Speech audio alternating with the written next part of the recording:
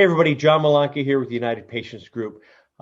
This upcoming podcast, I think you're really going to enjoy. It's with an old friend, Dr. Paul Bregman, MD, out of Colorado. And he gets candid. He opens up, talks a lot about personal stuff that he's gone through when it comes to mental health and bipolar. So he's experienced depression, bipolar disease is the way he mentions it, how it's affected his life, not only as a father and a husband, but also his identity, being a doctor. So he's lost his job because of being bipolar. And he goes through of what he's done to bring it back to where he is today. So I think you're going to enjoy this. So we'll see you on there. Bye-bye. Welcome back, everybody. This is John Malanca with United Patients Group. Be informed and be well. Today, I have a special guest. This is a friend that Corinne and I met early on in this industry. I think around 2011, 2012, at a conference, and have stayed in touch over the years as well. Paul Bregman, MD, Dr. Bregman. How are you doing, Paul? It's good to see you. I'm here in Denver, Colorado. Really good to see you as well. And so I appreciate you reaching out. You know, we've kept in contact over the years. I remember we met when Corinne and I had a home office, so that was a long time ago, and then kept in contact ever since. And then you reached out again recently, just checking in with me, and I was checking in with you, and paid your condolences with Corinne. And I know, like everybody in this industry, love Corinne, and so thanks for being who you are. You have a great story, and the reason I have Paul on, because Paul's seen both sides of this industry, one as a doctor, a medical doctor, but also as a patient. And I think his story will be very touching to many of you that may be going through the same. And so, Paul, have at it. Please introduce yourself. I know you're a cannabis doctor, you're an MD, and a patient. So can you share a little bit of background and then where we are here today? Sure, it's a pleasure to see you. It's a pleasure to be here. Thank you very much. My story is interesting because I'm a board certified cannabis expert, and before that, a trained radiologist that I practiced for about 10 years. But I also suffer with a chronic mental illness, bipolar type 2, and which is different than bipolar type 1. And so I'm speaking to you from the perspective of both being a doctor, but also trying to manage his bipolar 2, which has been a difficult time. I was diagnosed, I'm 70 now, I was diagnosed at age 41, felt the effects starting at age 29, and ultimately had to retire disabled because of the bipolar type 2 and depression in 1995. So now it's 2020. So I come at this from the point of view of my bipolar was, medical school was fine, and I became a doctor, and I went into residency, and that's where my mood started to shift, but I really didn't know about it. So I went through my 30s and finally got diagnosed with a mood disorder, the bipolar type 2, in 1991 when I was 41 years old.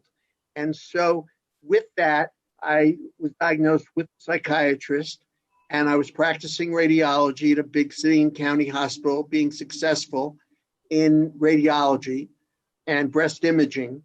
And then I spoke to him, and that began a saga in the world of mental illness and trying to be treated, and then worked and subsequently married and divorced, etc. Cannabis has played an interesting and life-saving role for me, in combination with expertise from the Western world and psychiatrists, combined with expertise in the cannabis world, because I was a latecomer to cannabis as treatment. I should go back and say that my father also suffered with bipolar type 2, more depression and irritability. He was more irritability. There's bipolar type 1, which is more mania, manic depression is the old term. mania, and depression. Bipolar 2 is mostly irritability as well as depression with some hypomania, which is to a lesser degree. For me, the depression is the worst, and what caused me to go and finally resign my work and go inactive and be disabled. And then that was at age 45. And it also turned out to be that it was treatment resistant. In fact, that I tried all of these different cocktails of medicines, antipsychotics, antidepressants, all of them, maybe a 15, 20 different cocktails. And they really didn't work for me. So ultimately, I wound up going to electroshock therapy between 1994 and 2002 every winter because of seasonal affective disorder. And the electroshock therapy worked, but there were a couple of traumatic experiences that happened 1 in a million times, and I didn't go back because I was too afraid. That was in 2002. So between that time, it's been a very suffering depression.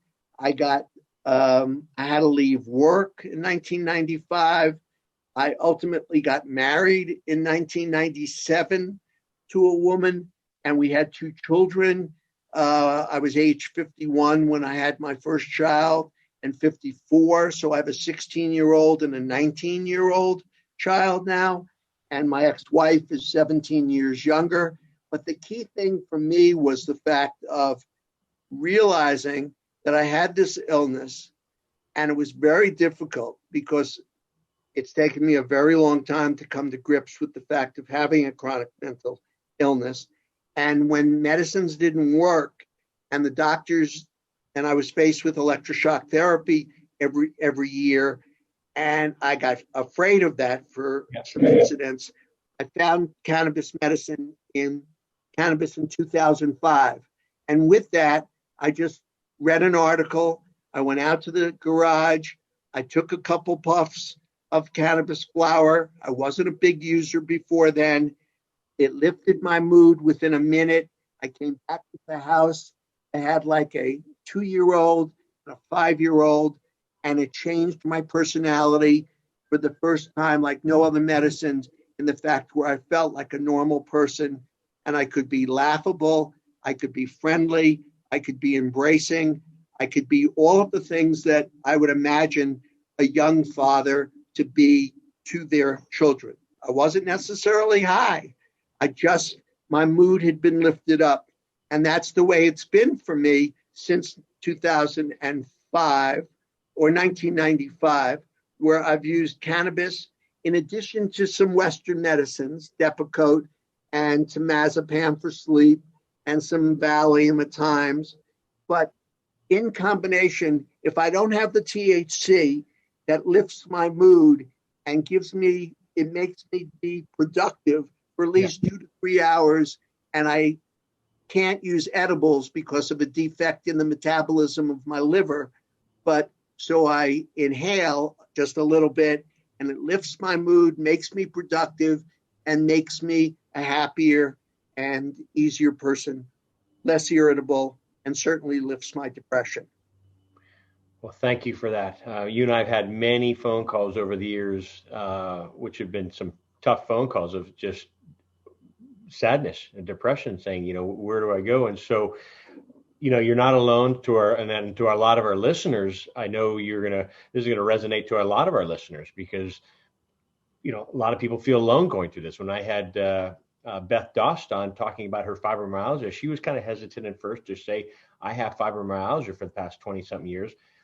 And we had so many people that wrote back to us and said, that's what I'm going through. I thought I was alone. Let me go back to you mentioned Kim earlier at the very beginning. Was that your ex-wife? Christy. But who was Kim? Kim, I don't know. Okay. I don't know her either. I mean, it's well, you did give me hope, because I'm 53 and I don't have kids, and people are saying, why do you have kids? I'm like, I'm too old. So you had your first at 51.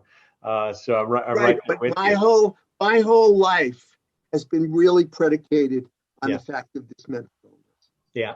My marriage, my having children, my everything has been predicated on the fact of a matter of survival and trying to make it work.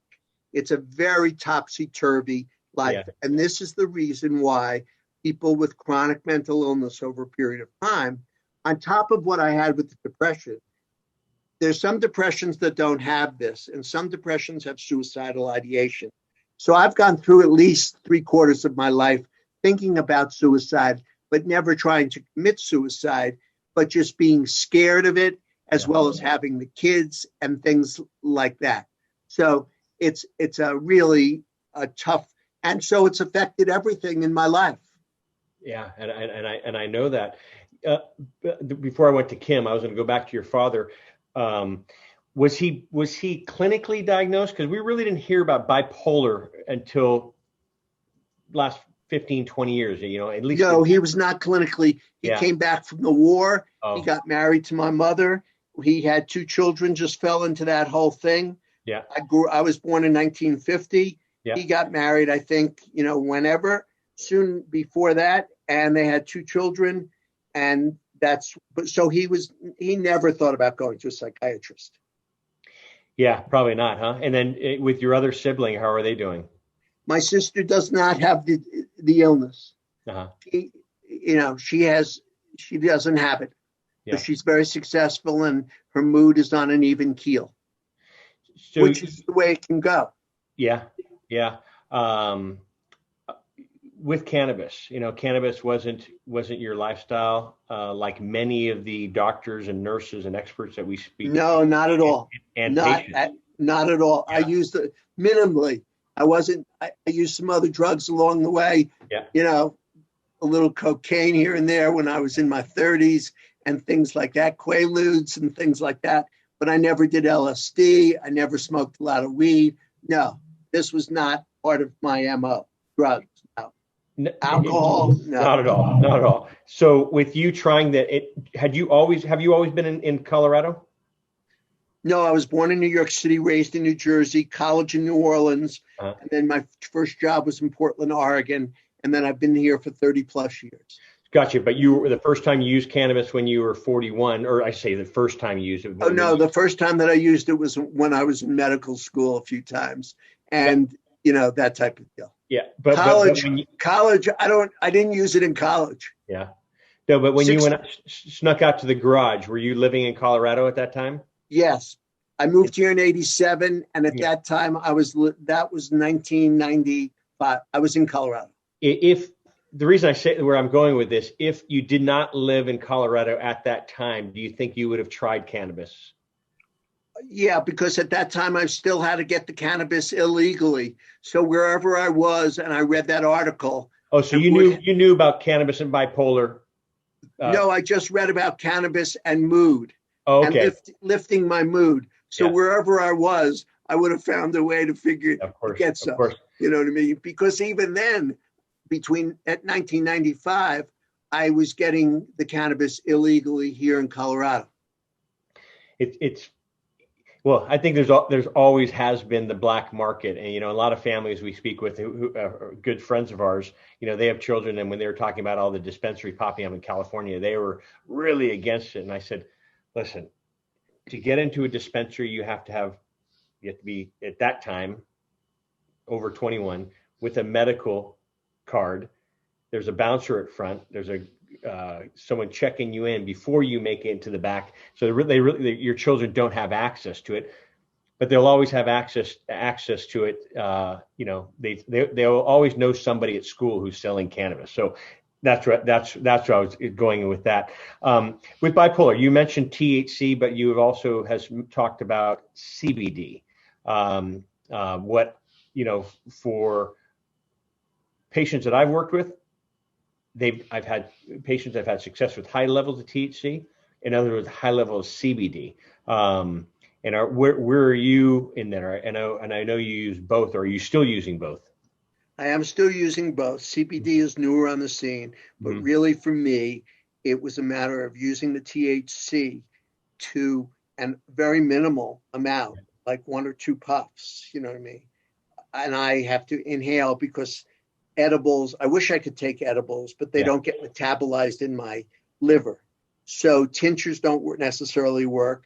So inhaling it 1-2 puffs only, 2-3 times a day gives me enough THC to lift my mood and provide the energy boost that I need. And that is dosage control so I don't get too anxious. And the CBD that I take in tincture form now just rounds out the mellowness of any anxiety. The best is when you have flower that may be 1-to-1 or 2-to-1 or 3-to-1 CBD to THC, and then the high is mellow as that goes. So I'm an inhaler. I used maybe a Pax vaporizer or when it was working, and that's how it works best for me. So hopefully Pax is on here, which is a great brand. Maybe they'll send you a new one. Maybe we can get that to work out. Or Volcano is the best. But I mean, vaporizing is the best. But really, I use a glass pipe for 1 or 2 tiny puffs, and it helps me a great deal. Are you finding success? A lot of patients we work with have found success by certain terpenes. Are you going that far deep into that by finding cannabis or any cannabinoids that have certain terpenes? I don't have access to it, and I don't necessarily believe. I don't think the dispensaries are going into that depth, except maybe one in Boulder who is more medically geared. I just go in really looking for the fact that I don't ask that question, is just the THC, to get me through. Gotcha. I'd like to be able to dial it in, and that would be nice to be able to dial it in, but no. Yeah, there's a doctor there that I'll introduce you. She's actually out of Colorado as well, Dr. Susan Trapp, and she specializes in terpenes. And I've worked with her on other shows, and I'll be inviting her on to this show. I just met her. I just met her 2 weeks ago. Isn't she wonderful? I mean, I just found out that there was over 55,000 terpenes out there, which I didn't have a clue how many terpenes were out there. So I learn each and every day. And not only in this show, but out in life, I learn every day. So with your bipolar, do you want to call it disease? Because a lot of bipolar patients don't want to call it. They don't want to call it disease. Yeah. This is a disease. This is real. Well, the reason I say that because a lot of the PTSD patients we work with, they don't want to call post-traumatic stress disorder. They don't want to call it disorder. And a lot of bipolar patients that I've worked with don't want to call it a disease. And so I kind of want to be politically correct on how you look at it. This is a matter of neurotransmitters, and this is a real mental illness is real. And so it's right in there with any other disease that you would definition of a disease, in my opinion. Okay. As a scientist. So with the science, you being a medical doctor, how is that working with the brain when cannabinoids enter the body? Okay. So remember, and this is a remembrance for all of the people, it's not an either or world. I use cannabis in addition to psychiatric medicines that help me with my hypomania, help me with being calm, help me with sleep as well. That's the way it started out.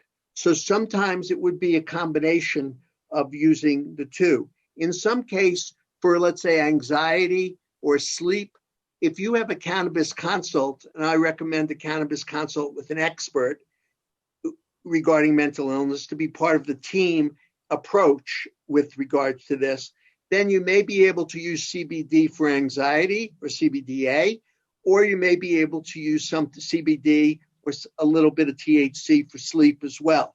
So they should just be part of the team. So the question, go back to the question again, I'm sorry. Yes. I'm trying to think the question about how it affects cannabinoids affect the brain and helping bring the balance of what you're going through. It's all a matter of neurotransmitters. Yeah. It's just like dopamine, serotonin, all of the ones that control your mood in my case, okay? Just like in anxiety, just like in depression, simple depression. Remember, bipolar is a mood disorder, so it's both up and down. But it all involves the neurotransmitters in the brain that are being affected by the THC, CBD, and the minor cannabinoids as well as the terpenes as well.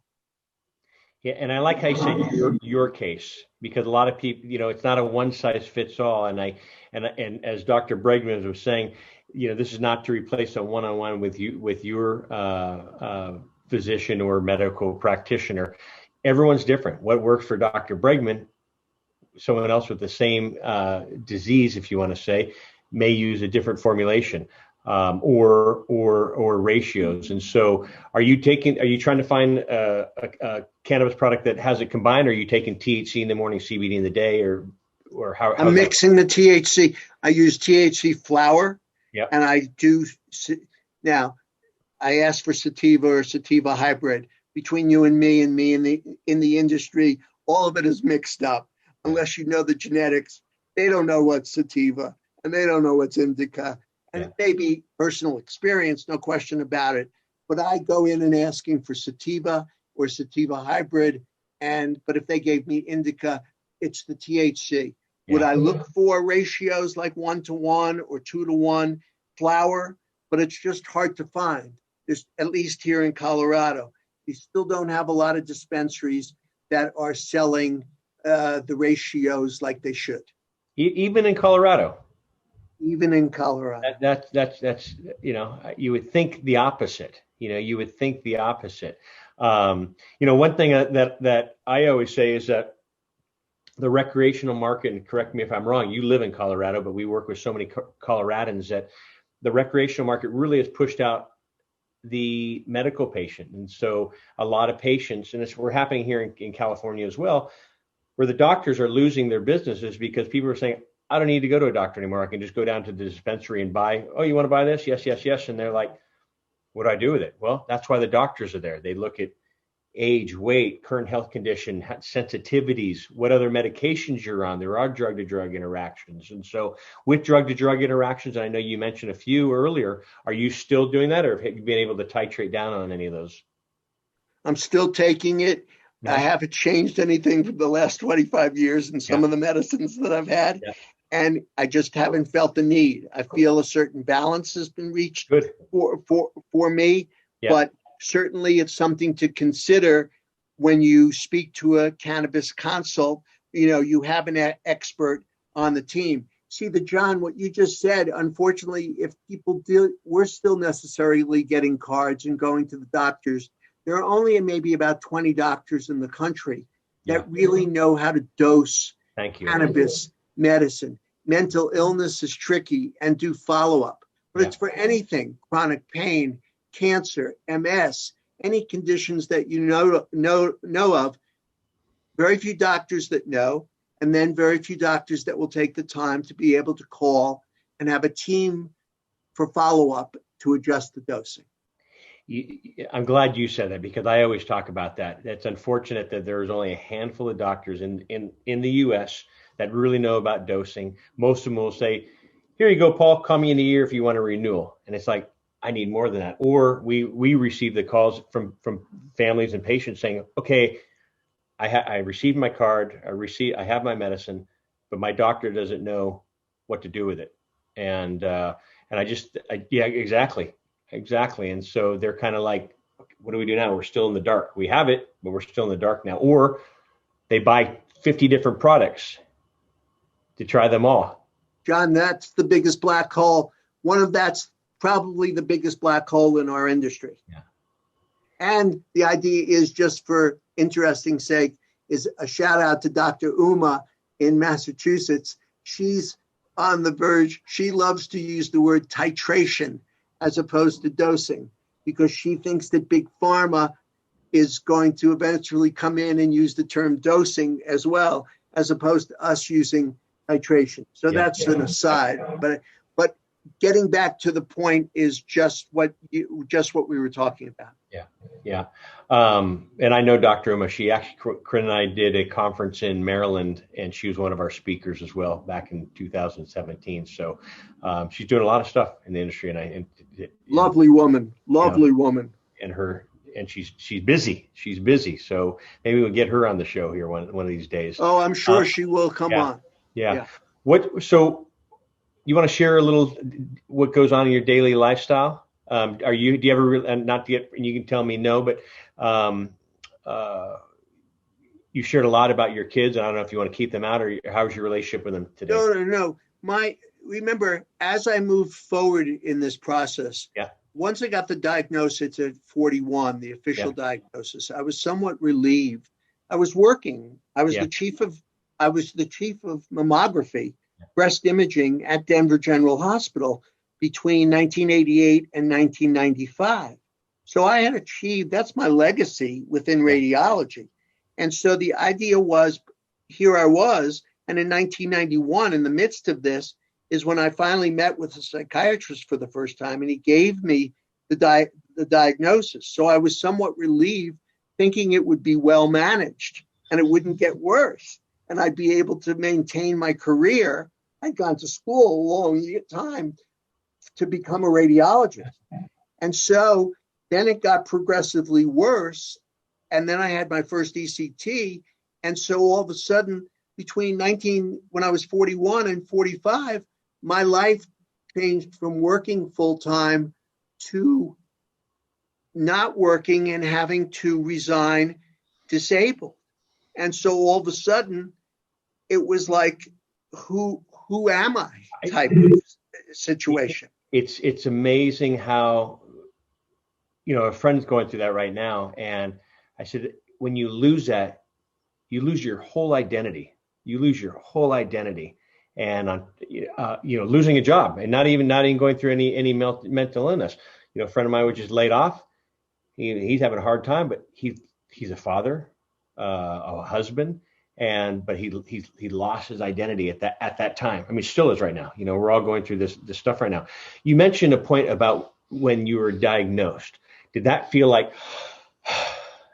Yeah, it certainly did. When I told you I was 41. Yeah. I was having mood changes that were, remember, I went through from 29 when I was in my residency, when it started, and there were too many things. Structure. The pace was quickened, and there was a lack of structure, and that jarred me. But I made it through 29 to 41, and then I just happened to meet a young psychiatrist in the hospital, and I told him what I'd been feeling, and then he asked me about my father. He said, well, it sounds like you have bipolar or clinical depression. Why don't you come in to see me? So the idea was that it was a relief, because I thought we could treat it and I'd be on my way. Little did I know that I was entering this morass of just being in the swamp. And instead of getting better, I was ultimately going to get worse. So that was 91. 94 is when I had my first electroshock therapy, but I would have the ECT treatments and still go back to work, during that period of time as well. And then the idea was, in 1995, the depression hit so hard that I just couldn't see myself going back to work. And I was so depressed that even then I thought we'd get it under control and I'd go back to my career. There was such a feeling of relief of not going into work because I was so sick. Yeah. And I had been so sick, 94, 95, 96, 97. That's when I got so sick. The idea was that I really thought that I was going to have to change my life and go into a hospital and really change it drastically. And that's when I decided to get married as an anchor to keeping me in this world while I was getting treated. So I've been sick since 95, and it caused me, my marriage wasn't necessarily a lovely woman, but not necessarily based on love. And then having the children, I was just afraid to go out into the world because I was so depressed. And you guys are still friends, right? Last week, amicable relationship, but we're amicable also because we have a 16-year-old and a 19-year-old. Yeah. She's 17 years younger. I'm 70. She's 53. I got married to her when I was 47 and she was 30. She's my age. Right. She's my age. Wow. If you would have discovered cannabis back when you were taking a little time off back then while you're still at the hospital, Do you think you could have stayed on? No, I was too sick at that time. Yeah. And what killed me from leaving, why I had to leave the hospital situation, was the pace got to me, that I was reading and doing too many things, multitasking within that position. Yeah. And that's what the illness, bipolar people love structure. Yeah. But once the pace goes and multitasking is very difficult for them to do. And that's what did me in. Yeah. You know, maybe I could have done it less time and slowed down the pace. But I just think being in that environment was adding kerosene to the fire. What a visual. What a visual.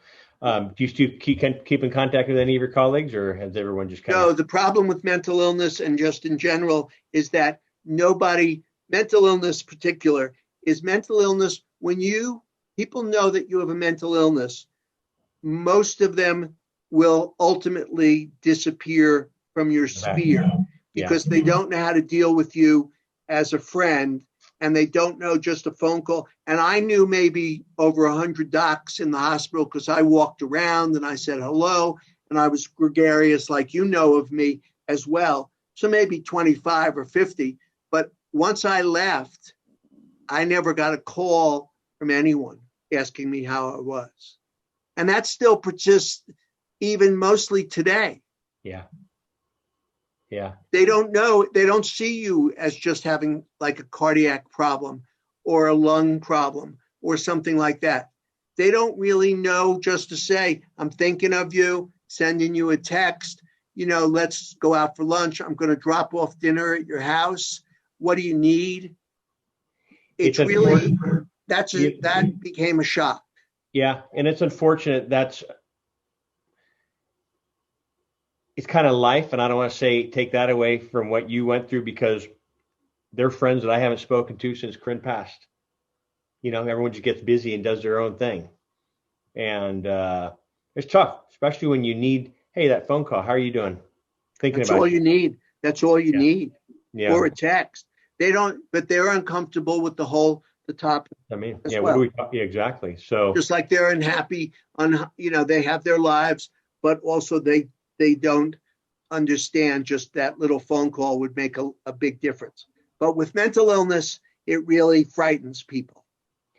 Paul, I'm probably guilty of it myself. So if I didn't call you, here and there, I think we all, and so, But getting back to your question, yeah. I didn't expect it from colleagues that I had worked 8 years with, that I had formed real bonds with, and that these were doctors who knew why I left. You know what I mean? All of a sudden I was there, and the next thing I was gone. So it spread very quickly. And you'd think that a doctor would call up and say, man, I heard you're sick. I hope if you need anything, I'm not your psychiatrist, but I'm just here for you. Know that. And it was like mute. Yeah. Does this happen to a lot of doctors? Because I've worked with a lot of patients, and a lot of our doctors that go through depression because of high stress, go, and then they go home and bring, the family wants them to be happy and play with the kids when they're still at work. And so, and this happens to some friends of mine that are doctors. And well, I think that there's a component definitely of the situation that is there, but mine was definitely triggered with the fact of having the genetics. Well, hereditary, exactly. And so is there a chance that either of your children can get this? Yeah, 30% chance. If both of us had it, then there'd be 70 to 80%. Yeah. Okay. And then in my case, the fact that I have it, so it's 30%. And fortunately that nothing's been shown up, because 50% of mental illness can be shown up in kids before the age of 17. Yeah. Yeah. So yeah, I think about that, and hopefully everything so far has been good. What can you share with some of our listeners that might be thinking, God, this is exactly what's been happening to me, because you weren't diagnosed, like you said, until 41, but you've had it. You knew something was going on earlier in life. At 29. You said, At 29. yeah. Before 29, I was a superstar. I never would have thought I had a mood disorder because there was so much structure and everything was in place, and I was able to keep my world like that. Yeah. And then at 29, when the residency started, all hell broke loose. But I kept it looking together until 41. Yeah. Even then, I just happened to run into this guy. Kept it looking together. I mean, that's exactly what a lot of the patients do. You know, even talking about fibromyalgia, on the outside, you look perfectly fine. On the inside, they're in pain. As I mentioned, Beth gets up at 3 just to get out of bed at 6 in the morning because it takes that long for her body just to get back.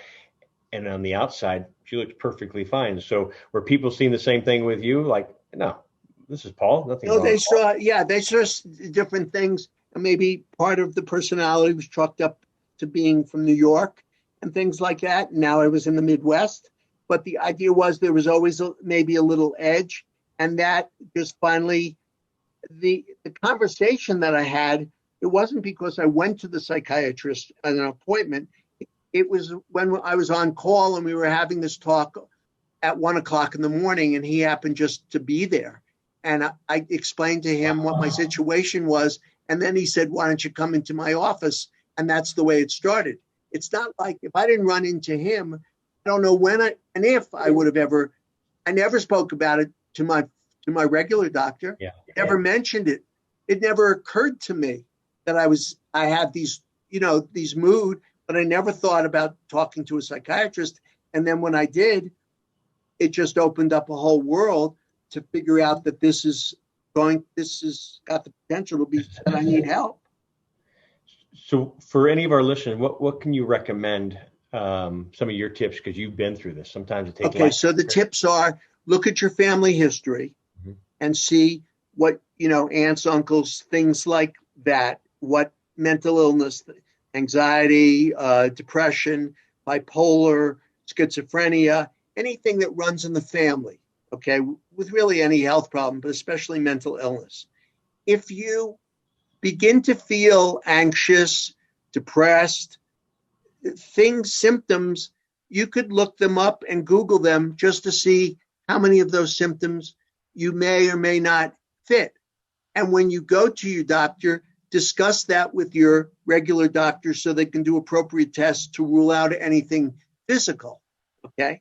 And then if those symptoms of depression or anxiety or not sleeping or something that goes on, he may want to get a consult, or you may ask for a consult with the psychiatrist, just like you would have a psychiatrist, a therapist, or an expert look at any other part of your body. And he or she would make a diagnosis, perhaps. Now, at that point, it's a matter of how bad you're feeling, what you want to try. And so at least you have that covered. If you have the right access, like your group, or calling me, because that's what I do now, is recommend cannabis information, cannabisresource.info, is you need a cannabis expert who has dealt with mental illness to at least be part of the team, to at least give you information, because the psychiatrist is going to give you traditional medicine that may help you right away, because a lot of people are well managed on that medicine, but at least you have the information about a cannabis consult. You shouldn't self-medicate yourself, if you're suffering with depression, anxiety, things like that. And then if you do have a diagnosable mental illness, you have options of treatment. What are the side effects? What are you going to do regarding exercise? What are you going to do about diet? How are you going to incorporate that into your job? How are you as a parent? Okay. And these things, and money. Who's controlling the money? The first thing is, who's controlling the money if you get diagnosed with an illness? Because you're going to go for therapy, and whatever you do in therapy is sometimes going to be difficult to take out of the session. And if you don't have somebody controlling your money and you get diagnosed early, in 20, 30 years, you could wind up being homeless if you don't have the right budget and the right control. And so I have a conservator who takes care of my money. I lost $200,000 along the way because I didn't know how to budget. Even if I didn't have bipolar, my father didn't teach me the value of dollar. He thought money was love. That was that generation. Yeah. But the unfortunate thing is, because of my bipolar, I needed somebody to help. I needed all the money that I was collecting on disability. Okay. And remember, I was collecting 10,000. I had a disability insurance to cover radiology that I signed up for at 35. It kicked in at 45 when I wasn't going to go back to work. It was written for radiology. So I was getting a check for $10,000 a month. Okay. But I had no clue about the value of a dollar and credit cards and just how to manage and things like that. That money should have gone immediately to the conservator or somebody else, and I should have been put on a budget to say, you have $300 to spend each week, and the rest we're going to do. So money is key. The right therapy is key. The right diagnosis is key. Making sure that your physical well-being is good. And then you have to figure out diet, exercise, and then how you're going to, and the major thing that you want to, after money, is you want to make sure, or before, is how to be a good parent if you have good children. Because the idea is you may make wrong decisions about who your life partner may be. And if you do have a life partner, how that marriage is going to change given her expectations and your limitations. The end of my marriage came across it was a number of different reasons. We were very different people, but part of it was being her expectations and my limitations didn't match up because I looked so good. I mean, look at me now. You would never imagine that I have bipolar. And or you're 70. And I'm 70. Yeah. But the idea is I have bipolar. I've had it for all these years. I have it. I live with suicidal ideation. But fortunately, using the cannabis this morning has given me an upward swing to be able to be here and be able to be productive and move like this and not be out of control or any which way. Dosing is very important. I'm not taking a whole joint and smoking a whole joint. I'm just doing one or two tiny puffs to put me in a state where I am in good shape. Yeah. And I'm glad you said that because less, in many cases, is more. There's no question about it. Yeah. Less is more. And as you said, for me, I just need a touch of the THC. I don't do any dabbing. Yeah. I don't do edibles because I don't metabolize edibles like normal people. So that's why I'm there with inhaling in a glass pipe, or better, a vaporizer, a volcano, or a PAX, or something like that. Yeah. With bipolar, what I've seen as well as studied is that a lot of patients that are going through bipolar have different vices, addictions. One could be spending a bunch of money, like you said. You had $10,000 check coming in here, and you're spending. You should have just spent $300, but you're spending the whole $10,000. So spending. Others have alcoholic addictions, sex addictions. Was anything like that with you, or was it just the money thing? No, I didn't know addictions. No, I never had really any of those addictions, but went along. No. So the answer was no. It was just using the cannabis, and also money was a way. I didn't understand the value of a dollar, so I used it in maybe remotely or loosely in that way because I wasn't going to give up that control. Yeah. That was the only thing that I had the control of. So if you took that away, I would have just been out of not knowing that I had that when it should have been the right thing. Yeah. But no, but you're absolutely right. Other people do what I did, what I missed through my life, and what really has affected me now is the fact that I didn't have great models with my mother and father. And combine that with the bipolar is that I never really thought about settling down and having a normal life like you had with Corinne, or like other people get married in their 20s or their 30s or something like that and begin developing this normal life. For me, it was hard being a parent under normal circumstances. When you have bipolar and are depressed and irritable, it's almost impossible unless you have a nanny and you can separate yourself out. That's why the cannabis at least gave me some time to be able to smile and laugh. Did they know that this? Did they know Dad was using cannabis, and did they prefer Dad on? If they knew, did they prefer Dad? Did they know when Dad used cannabis and said, "Dad's back," or did you keep it separate? 19 and 16. So at that point, it was 2005. So they were 4 and 7. So they had no idea whatsoever. Yeah. Now it still hasn't come up in the discussion to say, do you use cannabis? Or they say, I'm using, they know that what I do. Yeah. Okay. And they probably Googled me, but it's not like we've had the discussion where your father uses medical cannabis to help. They know I have bipolar. Yeah. And they've known I have had a mental illness for many years because we've talked about it, but we haven't, when they're in their 20s, that's when I think we'll talk about that.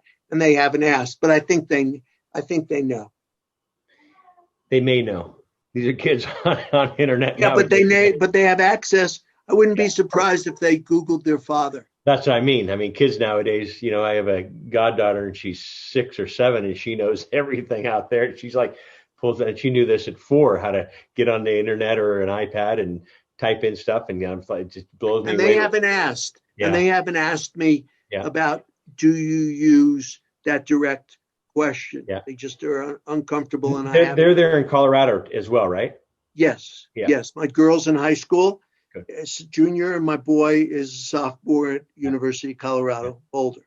I have good relationships with them now, but it took me that's the biggest regret that I have, is the fact that I wish they were 5 and 8. So I understand things better, so I could go back and hug them in bed and read to them and be more patient with them. It took me a long time to understand that. And this is relatively new. Yeah. Last 2 years. So every day I text them and stuff like that. But it's taken me that longer time to be also understanding of the illness better. Well, it's never too late to be a better father. Loving. Yeah, better late than never. At least they'll remember when they can go over. I text them every day just to say, I love you, have a good day. Yeah. So at least they'll have that when I'm gone. But that was part of the illness as well, because I was so angry. I was so angry that I gotten this illness and I didn't know what to do. That's where Voc Rehab would have come in to help. The conservator would have helped. Did you ever go to any rehabs? Yeah, but I just was so upset, and the jobs were so menial, and also it just messed with my mind. Yeah. I couldn't get my head around it, but I think there would have been something for me. Definitely. I did work from 1995 to 2005. I was very active being a mental health advocate. So I made inroads in that community, and I helped get insurance for mental illness in the state of Colorado. I was one of the doctors did that. So I helped with that. In 2007, I started doing mental cannabis evaluations. And I was one of 2 doctors that testified in the Colorado legislature with Alan Shackelford for common sense. Where is he nowadays? You don't hear about him anymore. He's around. He's doing stuff in Israel. He's doing stuff here. You heard about him everywhere back in 2011. There's a very nice article written about him in Project CBD by Mary Biles. Okay. Anyway, so I was involved. This was 2007. Yeah. And I was using cannabis, and I was doing I did 3,000 evaluations. in the early days when people were getting cards, and paying whatever, and I was doing that and very functional. But then what happened was the Colorado Medical Board, I had to go to the Colorado Medical Board to keep my license active after I stopped practicing radiology. Mm-hmm. So I would see them 3 or 4 times a year. Just go in, how are you doing? Everything's fine. Might be seeing my psychiatrist. One time I felt good, and they said, how are you doing? 2010. I said, I'm doing great. They said, what's happened? You were not doing that great for many years. I said, I'm using medical cannabis. That became a 3-year battle where I was the precedent-setting case that you cannot have an active medical cannabis card and also have an active medical license in the United States. So my license in 2013 had to go inactive. And I was functioning, no malpractice, everything going fine. I wouldn't smoke before I went to work. I wasn't going to work high. I was just doing my thing. I try to convince them that I could be an educator as well, but they're conservative. They're conservative, and so my license was even among all of this, I lost my license to practice in 2013. Again, taking away the identity. That was brutal. I remember those calls. And they were tearful calls. So that was brutal. And so since that time, I've reinvented myself with cannabisresource.info. So people call me for information, like they call United Patients Group, but they also call me on an individual basis. And I help them find the right doctor for their expertise for chronically ill patients. And you and I have worked together on cases like that as well. And so, I want you to have spotlight and give yourself a plug because, you've walked a day in their shoes. You know what's going on. You've been on the medical side as a medical professional, as well as a patient. And so many of our listeners, as I mentioned earlier, who may be thinking they're alone, they're not alone. And so can you share how people can get a hold of you and some of the guidance? Yeah, thank you. So it's cannabisresource.info is my website, cannabisresource.info. My name is Paul Bregman, Bregman. You can Google that, Paul Bregman, Bregman. But cannabisresource.info is the best way to get in touch with me, or call John. Especially if you want to speak about mental illness or just to get my insight, because it's not only, you have to remember with me, it's not only about the cannabis, okay? The cannabis helped me, but cannabis is in common. I can't emphasize enough the whole team approach about how to do this. I have a way that I think can help manage and make mental illness be better managed, not just through cannabis, but in combination with Western medicine, perhaps, and the team approach about money and job and support and suicide prevention as well. You have to remember, suicide is almost 100 people a day commit suicide. Forget about 75 attempts by veterans and 20 accomplishments. So suicide is the ultimate thing that we're trying to prevent here, as well as the suffering that people go through. And if people get the right a cannabis consult with the right expert, you can bring it in and round things out and incorporate the best of both worlds like I do. Remember Depakote. A lot of people take Depakote and don't want to take Depakote because they gain 30, 40, 50 pounds, become diabetic. That didn't happen to me and was a good mood stabilizer.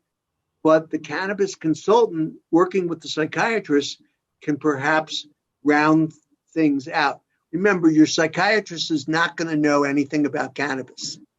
And the cannabis doc will probably have faced people who have come to them with taking all of the psychiatric medicines. So that's why they should be a member of the team. But for my own, what I was left with after they took away my active license now I'm inactive, was at least being able to give out information and be able to give lecture and talk about CBD. And while I'm not prescribing or treating anybody, I'm a wealth of this information and I've lived it, especially mental illness, because again, people don't want to talk about mental illness like I'm talking about. Well, that's exactly why I wanted you on the show, to share your knowledge, your experience, your expertise. You know, I don't want to say I've become an expert in pancreatic cancer, but you know what? I've learned a lot, and so I've reached out. I mean, a lot of people come to me and said, "What have you learned?" I mean, when you're in it, you know, it's unfortunate. Sometimes it takes experience to become an expert, good and bad. And so, thank you for sharing. I want to talk about, before we go, you were talking about, I call them like about the pillars of life, and I'm so happy you brought that up about exercise, diet, love, being a good person. Are you incorporating those are you able to incorporate those in your life It's right now? been very difficult Yeah. because I'm just happy to be able to get up Yeah. at a regular time, walk the dog, do the basic things like that. I have a meal plan that works for me, Yeah. that sometimes I cook, sometimes I don't. The exercise portion has been, I'm trying to get back into it. It's been difficult when you suffer from depression and you doing this by yourself. Remember, I don't have a partner, so I'm alone with this. The motivational aspect of things. I'm successful if I can get to the shower and take a shower and get dressed for things as well. But you cannot discount that if you're in a regular exercise program, not even that much, Yeah. but regular, and you're eating a good diet and you're getting enough sleep and you are making sure that you have regular doctor visits and dental visits and taking care of those type of things, you will lead. Those are the foundations for leading a better and more successful life, in addition to the other things that we talked about for bipolar. If it's not there, if you're not eating a good diet, you're not getting some good exercise, and you're not getting enough sleep, you are not going to be as successful in managing your mental illness. And that's easy. That's a key. And that's why it's so important to have that on the team. Someone's going on there too, working together. Can you share again how people can get a hold of you? Yes. Again, my name is Paul Bregman, Bregman, MD, Denver, Colorado. My website is cannabisresource.info, cannabisresource, all one word, .info, 303-550-4115, 303-550-4115, Denver, Colorado. And you can get in touch with me that way, through John as well. John will be posting this, and it'll be under Paul Bregman Mental Illness. And I think I can make a difference. I know I can make a difference in the management of mental illness. And I know how cannabis and CBD affected me. I don't think that if I would have had the CBD and the cannabis, that I necessarily would have had to go through the electroshock therapy, which people should not be afraid of. Can you talk about the electroshock? I meant to ask you that question earlier, and then electroshock therapy is a very widely used benign procedure that people are going into the hospital all the time. It's outpatient. It's an outpatient procedure whereby they anesthetize you as in a room. They come in, they put you out for about 20 minutes. They hook up electrodes on one side of your brain, over your head, over here, or both sides. They put a current through your brain while you're out. That's like the 60-watt electric bulb. It causes a convulsion. The convulsion changes the neurochemistry, dopamine, serotonin, things that the cannabis does, but this does it in a different way. And you usually have 10 to 15 treatments over a period of 3 weeks. And your depression or mania, it's got 80 to 90% success rate in treating these depression that doesn't respond to medicines or that get worse, or basically it's not the first thing that they're going to do. It's going to be at the end of the road for that. And that's why I had it done for me. But it's benign. It has side effects in the fact where you can have memory loss that may or may not come back. That's the biggest downside. But I looked at it. I had over 100 treatments with electroshock therapy. I had it every year when the days got short, November, December, January, February. I had 15 treatments over between 1994 for 8 years.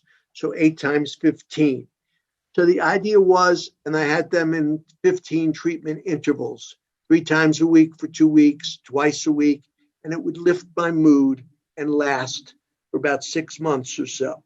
So people have this horrible one flew over the cuckoo's nest type of image of ECT, and it's totally different than that, except for the possible memory loss. But I was much happier. I didn't have memory loss. In fact, I think my memory got better, okay, but which is rare. I had no memory loss, but at least I got my mood back. And that was, all of a sudden, I went from an 8 or a 9 or a 10 and a lot of suicidal thoughts to at least my depression was lifted and I was a 1, 2, or 3 for 6 months. Yeah, a few months. What about light therapy? I know a lot of bipolar. Well, light therapy is a given for especially those with seasonal affective disorder. Yeah. I use light therapy starting now, short interval, 10, 15 minutes in the morning, maybe 5 minutes. So light therapy is key. I think ECT at the end road, they have other things.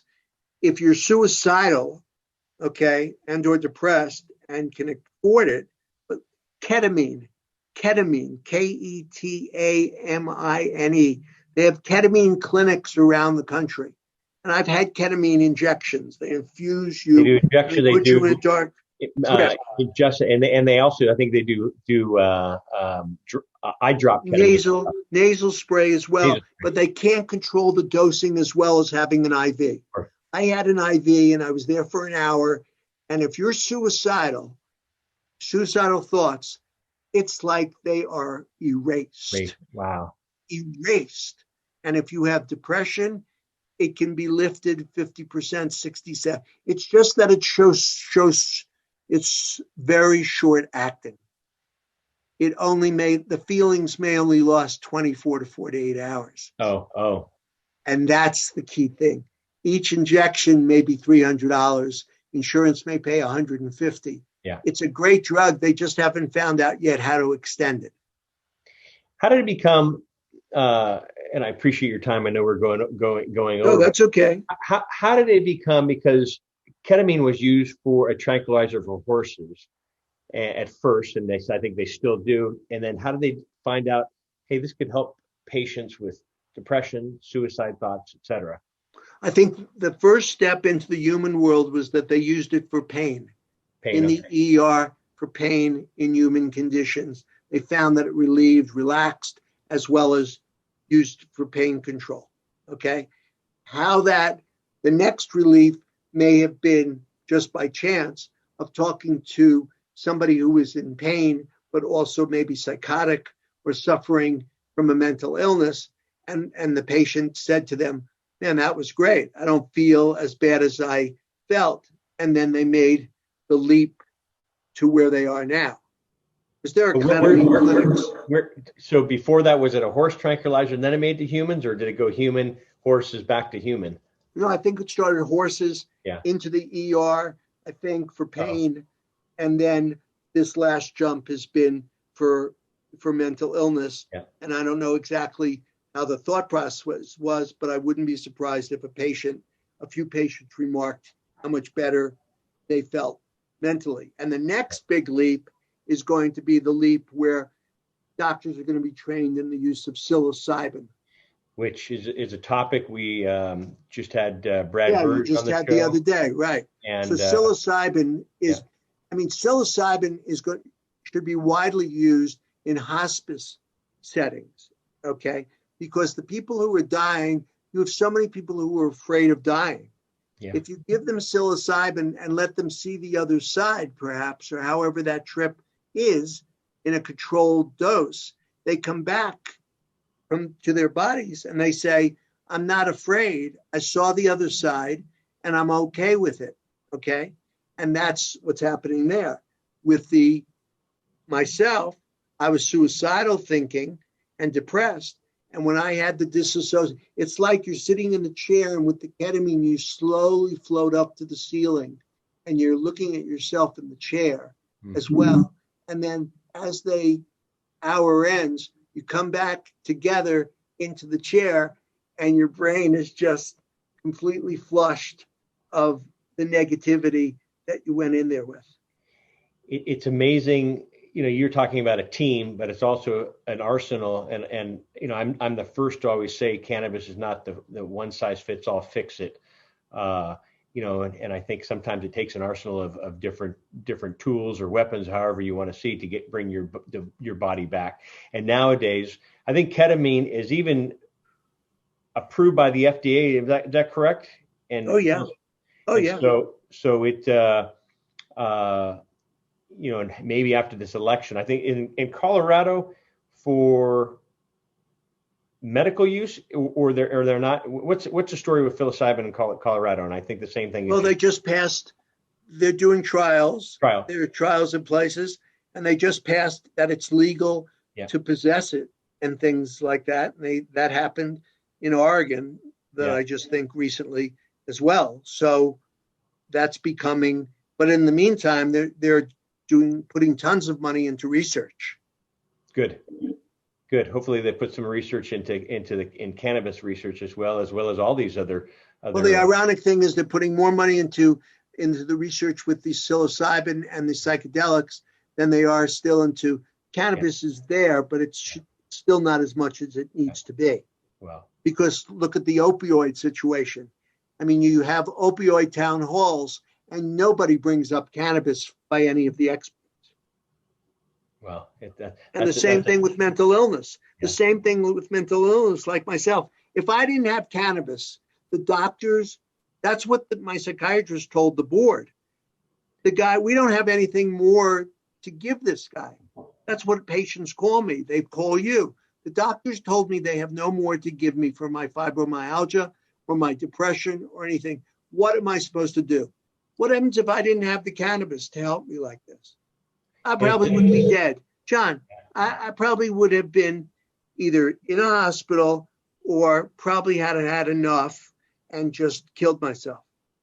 This at least gives me periods of time when I have some hope and I feel better and can be productive like I am also with you. If I wasn't using cannabis, some days I've had to cancel a couple of podcasts because I was so depressed. You can't imagine how paralyzing that is. Yeah. But even as you said, there's days sometimes it takes that much to get up to go take a shower, to get dressed. Just to go shopping or just to do it. And I have to force myself and do it and whatever. It's very, very, you can't imagine how difficult, this is. You spoke about hope. I talk about hope all the time, and I never want to give anybody false hope, but I think hope is very important. You sharing it gave you hope to get to the next day. And I know your conversation with me today will give one person hope. And that's why I look at it. If it helps one person, then I know it was a successful, I know that's a successful conversation, but a successful conversation for someone else. If we can help one person, then I know that what we've done here is the reason why we did it, to give. And also it's cathartic for me. Yeah. You have to understand too, this is good therapy for me, and it helps me with knowing what you just said, but it also is the idea is because I speak the truth. Yeah. You know what I mean? I know this is, and about the team approach and the way cannabis can be, but it's got to be in the person with the right hands. Yeah. If they start to self-experiment and they start to do dabbing and they start to do these high doses of THC and other stuff like that, they really could get themselves and throw them into a psychotic episode, or they could really do more harm than good. Yeah. Well, Paul, I love you, man, and really good to Love see you. you. Really All good the best. Thank you That's very it. much. Thank Short you. notice, but it was great. And that was great. We've been talking about this, and then I for our listeners, I called Paul. I said, "Hey, I had a cancellation day. Are you available?" He's like, "When?" I said, "A couple hours. Let's do it." So, I'm there. I mean, it's good to see you smile, and Thank you. You made me smile, John. You I made me love you, man, smile. and really good to see you. And can't wait to see you face to face again. Exactly. But in the meantime, we'll stay in touch. Definitely. If you need anything, I'm here for you, as always, like you're there for me. So Yeah. all the best, okay? All the best to you, and to our listeners, I thank you. This has been I've really enjoyed this conversation. But if you're going through something like this, give Paul a call. He's experienced it. He's seen both sides. And Cannabisresource.info. Yeah. And John, 303-550-4115. Bregman, Paul Bregman, MD, Denver, Colorado. Or Google him, because his kids aren't Googling him yet. But yeah, I have a controversial background. You'll read about me, and I'm not no malpractice, no bad things. I just, I tried to do the great thing, but was just a pioneer. Well, you're a pioneer, and you are actually one of the pioneers, and so thank you. And I'm honored to know you and work with you as well. And we'll see you soon, everybody. John Malanca with United Patients Group. Be informed and be well, and I hope you enjoyed this conversation as much as I did. So blessings to you all. We'll see you soon. Bye-bye. Yeah. Hi, John Malanca here with United Patients Group. I hope you've enjoyed our videos. Please click like as well as subscribe to our channel here on YouTube. Also, follow us on Twitter at Patients Group and on Facebook at United Patients Group, as well as for our podcast. Please click the link in the description below. We'll see you there. Bye-bye.